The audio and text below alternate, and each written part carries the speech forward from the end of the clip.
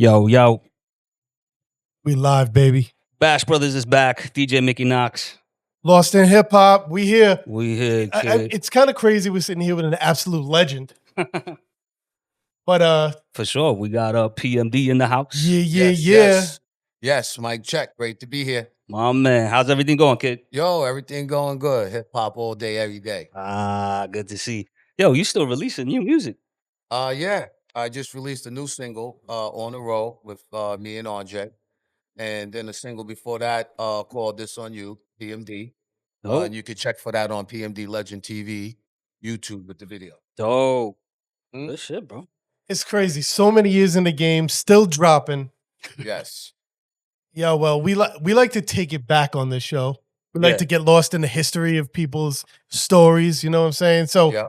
take us back to when hip hop hit you. Well, yeah, let me what actually made you want to rhyme and pursue? Well, at first, I was a DJ before I rapped. What was your DJ name? DJ Easy P with my brother Smitty D and the Rock Squad, Sick. who was signed to Tommy Boy Records. Wow. So I was a DJ on the Wheels of Steel since a whippersnapper. And then boom, being behind the blades and then hip hop growing. I was around the culture before it was actually called hip hop when Right. it was, one of the young That's ones. Just crazy. watching my brother, watching my older sister go back and forth to the Bronx, T Connection, Bronx River. Seeing Right. Jazzy J on the 1 and 2s, cutting and stuff like that. So it was fascinating. The SB 1200s, the smoke machines, the echo machines. Wow. And it was just, once you heard and you seen it, it was just something that me and myself, I wanted to be part of. So the blackout of what, 78 or 79? Yeah. Is that when you got your DJ equipment that night too? Yo, what? Come on, man. And I think, 2 years before that, we had the big hurricane. Hurricane Bell. Yo. So everything was inside game. Sick. And 1 hour radio, hip hop radio. All right. Who you listening to now? Who I'm listening to now? Well, a lot of young cats, because cats got the hoodies back on and the fisherman hats, they rocking the buckets. Right. Yeah, I love So it. I seen a lot of cats eating the mic on the BET. Dope. The kid who had on the fisherman hat with the hoodie, him in particular. Yo, the I'm not beat sure. I was didn't check it. bananas. Yeah. Oh yeah, it was super underground. And he just was rhyming. Like it's okay to be yourself and it's okay to MC and rap again. Rapping's back, Yeah. right? Yeah. Hip hop's back, beats and rhymes is back. And I love that that's happening. Yo, Charlie Murata. let's talk history. Charlie Murata, what up, man? Yeah, Charlie Murata never left. Never. So, he's always been there with his studio. But when did you meet him? I met him through my brother. That's where I got the plug. My brother used to go to the studio with the Rock Squad when they did the Facts of Life. So I'd wait for him to come home, ask him for the number to the studio because my brother was zero tolerance. Right. So none of my friends was allowed in the sessions or none of that, or I get thrown out the session. Right. That's the way the OGs were. So with that being said, one day I just asked him for the number. He gave it to me, and then I set up a session, and then from there we was rolling. Yeah, Charlie. Wasn't Charlie's first studio in like his house? Yeah, Comac. Yeah, That word was up. the place up in the attic, definitely, with one mic and just all this amazing equipment. Like, people have equipment, but Charlie knows he knows his equipment. All right, so which Charlie Murata studio is the one on the EPMD cover? Oh, man. I would say, I think it was the second one. yeah. Yeah, the second one. Yeah. Well, no, Strictly Business was that was on Sunrise. So I believe, crazy. yeah, because what happened was Charlie was running the 8-track, but then once Rush and Def Jam got involved, then it went to 24 tracks, and I'll go from there in the music. Right. But we were like fish out of water in the 24 tracks, so that's why. What we gonna do with all those tracks? Yo, what? Right back at Charlie's. Yep. Yeah, that studio right there is off of Sunrise. Crazy. But the whole album recorded in Charlie's. Yeah, word up. Yeah. So Where was Babylon. Unfinished? Yo, everything was Long Island. Yeah. So yeah, that had the office. Schumer was up in Babylon. So when the people would come out to the office, they was like, where's some good locations? So we went over there near the water, boom, put the cars out, not knowing like with the fisherman hats, the water, the car, the whole situation was gonna turn into. Yeah, the business as usual was that was a real comic from Marvel. So one of the artists from Marvel came to Def Jam and definitely did some dope work. The whole point of us doing the artwork was we got tired of our faces Yeah, on the yeah, cover. yeah. So in the beginning, you want to be seen. So were you guys gonna do a comic? No, but Def Jam was already Just doing the I comic got and you. stuff like that, the comic book and with all the artists on there. But we just wanted something different. The whole vibe really just felt like we was in a swamp, just like the cover Right. looks. Yo, with the dogs and everything, helicopters in the air. So boom. He said a swamp. Mm-hmm. Yeah, Long Island. Yeah, a The lot of people boondocks. like again, a lot of people look at Long Island like we out here in the boondocks, but the reality is we had to work 5 times harder than the average artist coming from Brooklyn, Right. coming from the Bronx, coming from Manhattan, and because Yeah, of that what- work ethic, What do you think Yeah. the moment that Long Yeah. Island hip hop arrived? yo, gotta Ooh. be, I gotta answer that right because you want to jump out there and say, yo, Rakim, yo, make them clap to this, but no, you had Public Enemy, For sure. you know what I mean, and you had Disco Richie, Divine Sounds, What People Do for Money. Oh, I didn't know he's from Long Island. Yo, well, no, they're from Brooklyn, but they had family, and himself All right. came to Brooklyn Bay Shore, Oh, shit. That's and cool. they was with the older crowd, so they went to school with my brothers and sisters, but I went to school with their younger brothers and sisters. That's crazy. What So it people do was for right money. there with Divine Sounds, and then boom, and don't forget Bismarck. Right. Bismarck was there Bismarck. with Pickin' Boogers and all of those songs. For sure. Legends. And Long Island. you was around all of them at the time. Y'all was all, connecting. Yeah, well, again, like a lot of it wasn't in club scene wasn't what it was back there. It was more house parties. Yeah. But you had a better shot running in the Bismarck at the South Shore Mall or at the IHOP, The Busy Bee. Yeah, that was his office. K Solo rocked with my brother with a group before the Rock Squad. Oh, yeah. No, with Jerry J and rest in peace Gene Allen. So they was rocking way back there, like in the 70s with the first run. And then when I came through and I was already back from the Runs House tour, Right. plaque on the wall and everything, like, yo, I started giving back to the community. Right. So you met K Solo and Yep. And then, no, actually, he was already there. Because, Brent was, no, he never danced. The Letterman.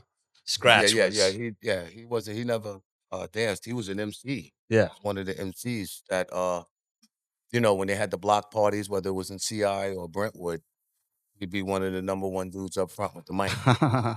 So that's why my brother picked him up, and they did a couple of songs. But he had a different name before that. So you know how it goes as time goes on. Sometimes people change their name.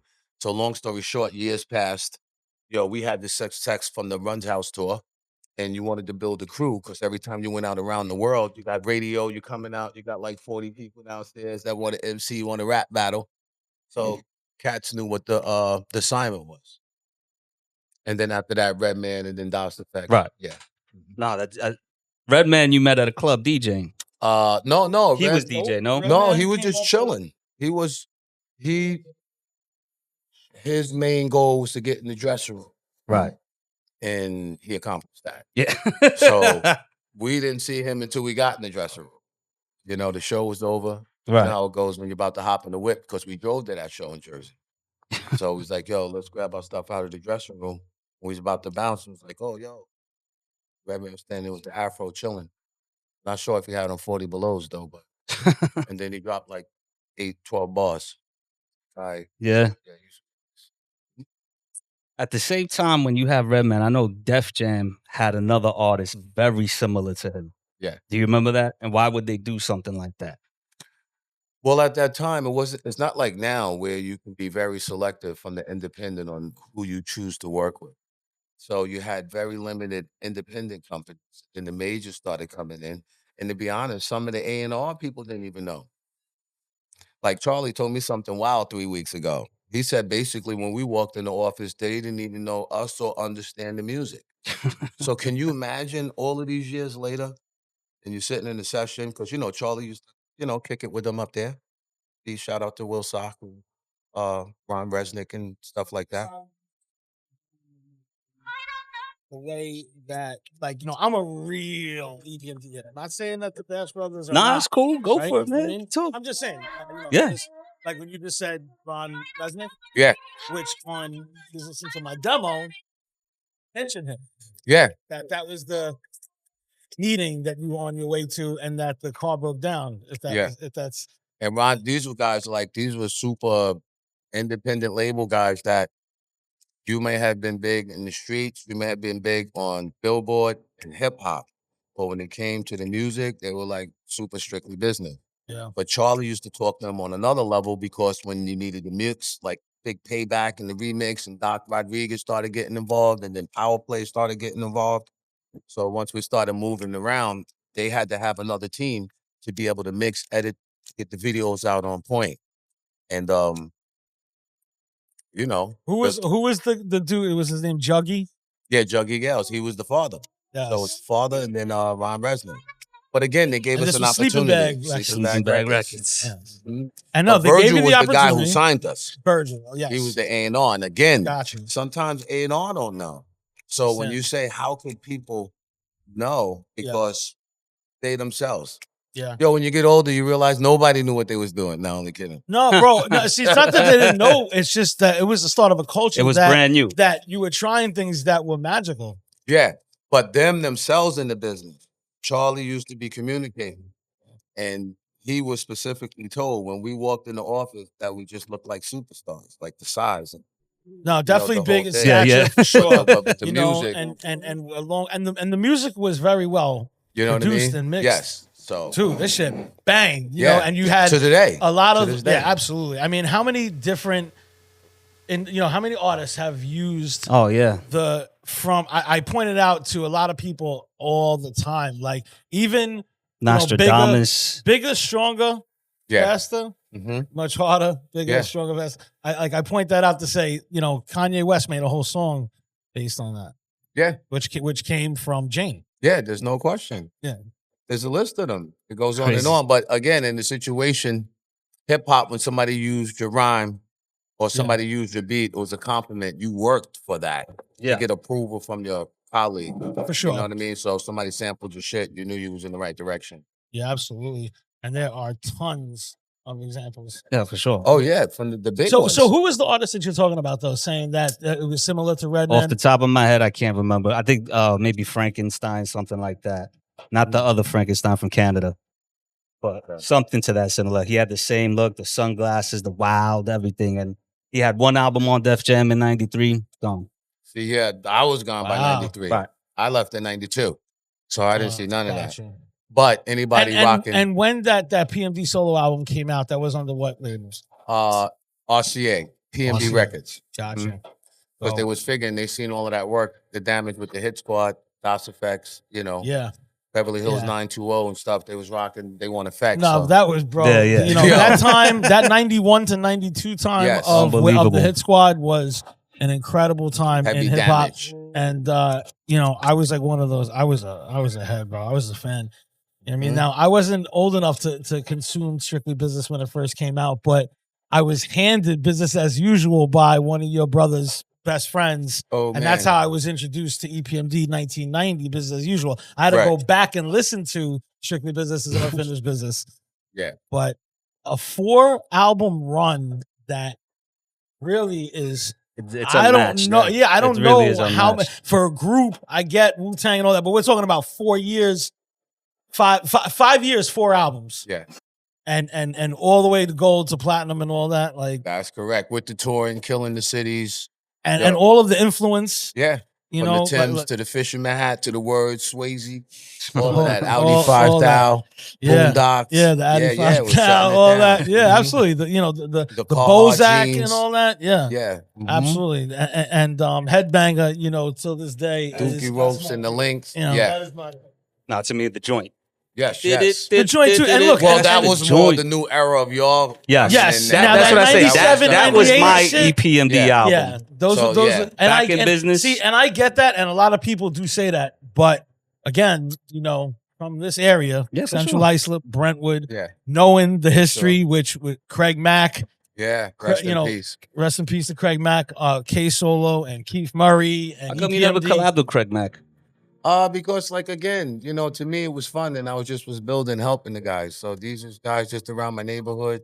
You know, sometimes in the studio, you know, there's a saying, sometimes you can help people behind the scenes and you don't need to brag about it. Yeah. So with Craig Mack, it didn't start with his last album. It actually started with Zoom, Zoom, Zoom, Zoom, Zoom, Zoom, Zoom, Zoom, Zoom on Sleeping Bag Records Was as it well. MC Trouble, huh? Yeah. But Craig was always Wow. that, but he was that guy because, if you're on a tour bus with the Hit Squad going 30 cities Yeah. with some of the best rappers and Yeah. going up against all the rappers in every city, Craig Yeah, Mack for was sure. beating them. By the time he got on his own, he was ready. Yeah, that's you know? incredible, bro. It's just he had to go a different direction, because we dismantled.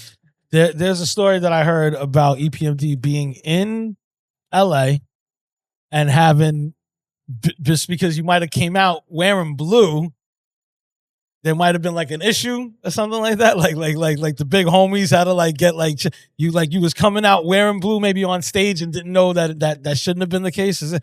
Am I not getting the story? No, you're right. But with us, it was always different, because Yeah. the people, first of all, they LA always gave us love. West Coast always gave And we're us talking love. about 1988. Yo, and type don't of thing. forget, Like they the thought height of because it. of the Yeah. more bound sample that we was from the West Coast. Yes, Don't that's forget what I was the gonna say. Brentwood. Yeah, because you Eric sampled a lot of G-Funk. No, actually, I signed You that did, sample. yes. All the G-Funk, Yeah, Clinton. Yeah. George Clinton's, the Zaps. So the Roger basically, Troutman. in that beginning stage of the Strictly Business, it was you that was making those beats and Yeah. doing those samples. Yeah, no, Absolutely. DJ Crazy. Easy Now Q. going into Unfinished Business, Yeah. it was the same case. It was Yeah. you were still doing them. Yeah, I did all the Why production. is it so many people think that that's not the case in a sense? Yo, you know what? That's a good question because that's, again, you Is it don't- just because you were so much more nicer, like in the sense of like the presence of the MC? Not to No, say it's he just like wasn't when you nice. I put don't your- want him no, to no, think not at Jesus all. Christ Almighty. He's dope, but you had such a presence as the MC Yeah. that it was That's like where because they I was- wanted to separate, maybe like, hey, he's the producer, he's the MC, like type of thing. No, I just, for me personally, It's My Thing, you're a customer, from when I went in there and said, and the stadium is packed. It's a large crowd out there today. Let's hear them play. And the next thing you know, Run DMC, Jam Master Jay, and there's choppers, and we're in the stadium. Right. Then the beat came. That's just me and Charlie in the studio. Really, the first 3 albums, it was just me and Charlie. Crazy. I love that intro, bro. One of the Yeah. that's what you guys start your set with. I mean, Yeah, you it's bring in the just choppers. the choppers. You know, come where in, some of bro. those samples came from, forget about Yeah. it. But back there, like, Yeah. again, and I put the whole album together without clearing one sample because I didn't know. Wild. And then when the album came out, Eric Clapton would be like, yo, son. Or yo, son, yo, you wildin', son. Roger Troutman. Yeah. But the nicest one out of all of them was Eric Clapton. Showed some super love. Wow, that's dope. So, back there, again, the lyrics came out like that because when you put the tracks together, if you make the beat, then the rhymes, sometimes when you was making the beats, the rhymes would be running through your head. So you'll have half the beat done and then dropping the rhymes, like Rampage. yes. The first Rampage, Oh my there's God. 2 Rampages. Okay? What a story behind Rampage 2. You see, even with the Oh, we freaking can't- the video and yeah, LL and yeah. everything. Yeah, it's the an whole amazing situation, story. Yeah. But good stuff though, all Yeah, for absolutely. hip hop and guys just coming through figuring it out. Yo, one of the songs that I give, I mean, one of the best EPMD songs ever is Rappers Out of Control. I was about to Yo, bring that's that up. one of my favorite tracks. Yeah. And it's because you both went on a flow that we Yeah. never heard before. I was Coming so straight from the underground. With underground with universal beatdown is a must. So watch that Crab MC.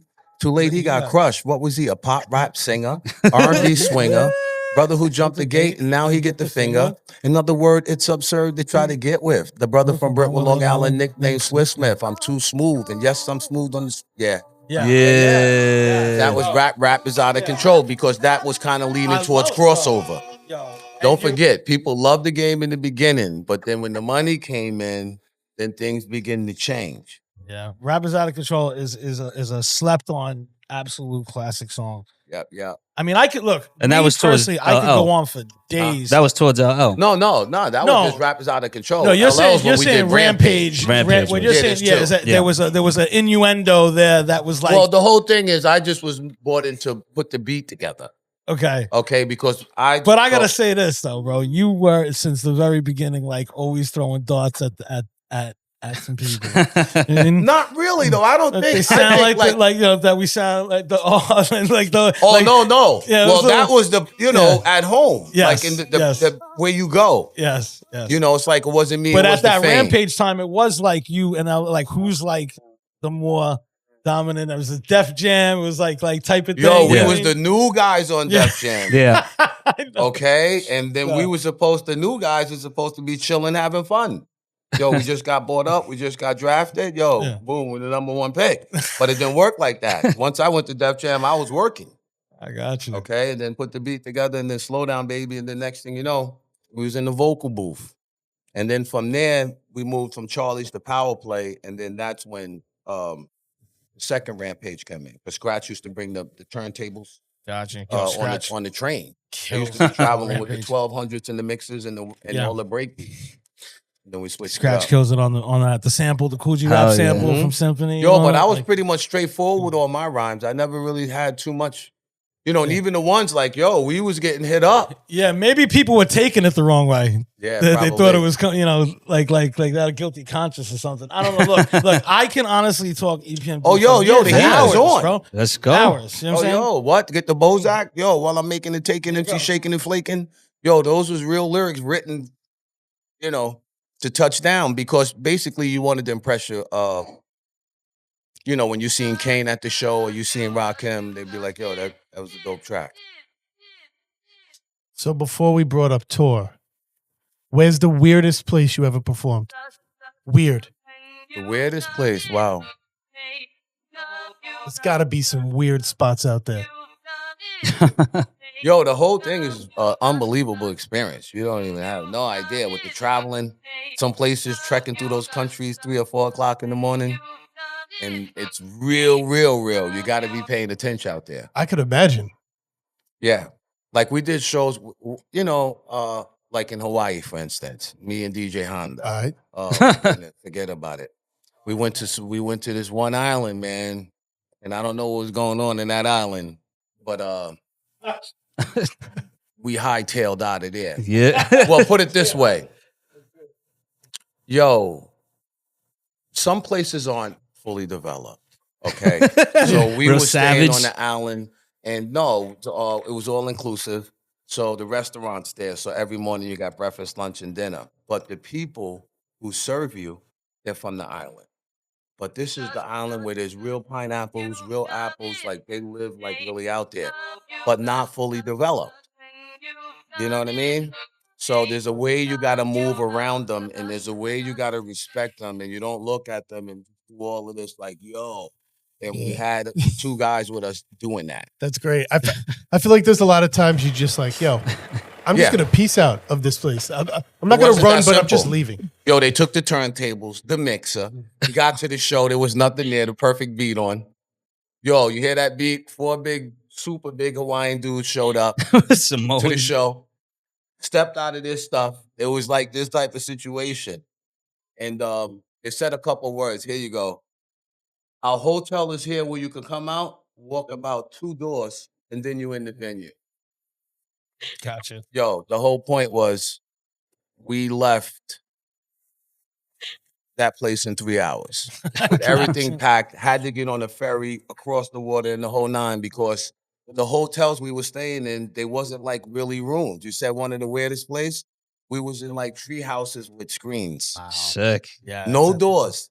So And they you knew they walk were up- booking so Tyra you Smith. walk up, so you Yeah. walk up these stairs, you That's walk in your wild. stop, and then you got a screen. So one of the guys disrespected one of the women, and the island was tight with. Wow. So the kind of vibe was like, yo, nighttime. Yo, Honda on wasn't on having on it. It Wasn't Me, It Was the Fame. Yeah. You talked about a certain tour. Yes. Yeah. Tell me about that tour. Well, yo, that tour was basically what you saw. When we went out there on the road, whether you was in Detroit, Did you go to Africa? Did that tour? Yeah, That yeah, first- yeah. So or for strictly business, EPMD went to Africa. no, off of Unfinished Off of Business. Unfinished Rakim Business, was okay. supposed to fill in. We went to Abidjan, the Ivory Coast, Dope. and Rakim That is was supposed to go, but then for some reason he didn't go, so we filled in for him.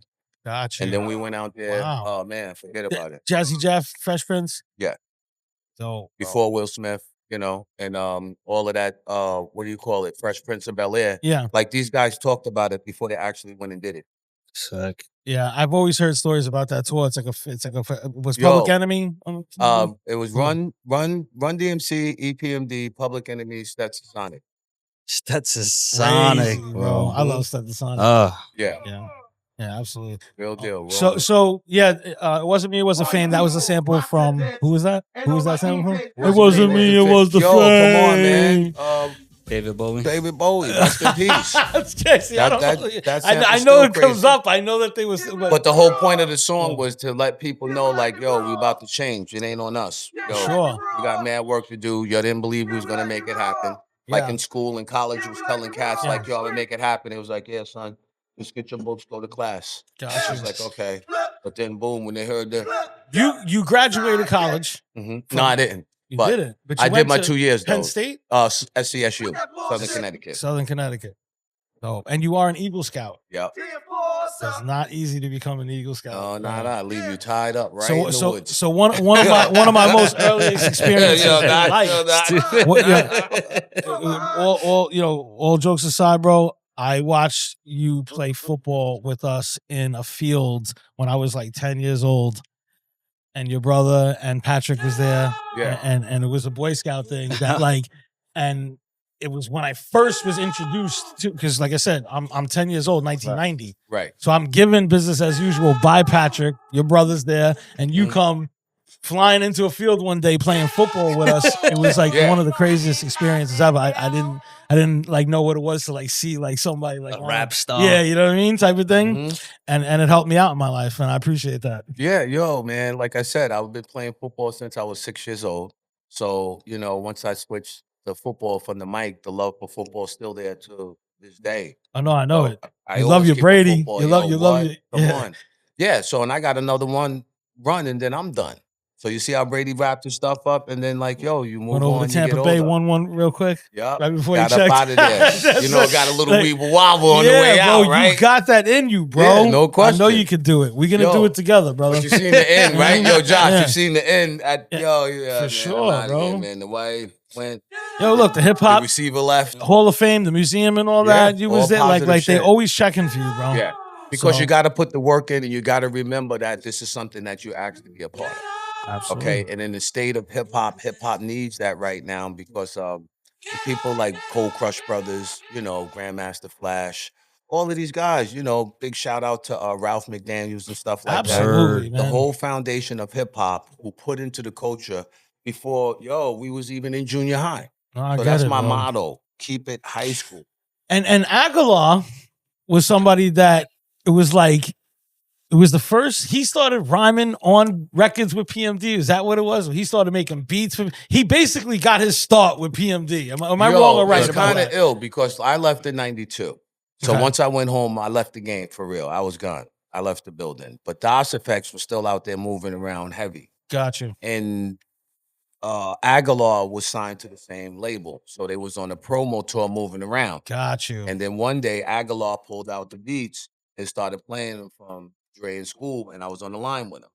And one of the tracks he played was Rugged and Raw. Oh, Gotcha. that's my favorite Hit So- Squad record, bro. Yeah, so Rugged and Raw. Rough, rugged, and raw. And then from there, when they bought that home, then we hit the studio, knocked it out. And then from there, you know, he started working on the albums, Dungeon Master, all those beats. Yo, and he just put a studio together like in 15 minutes, no matter where he was to this day.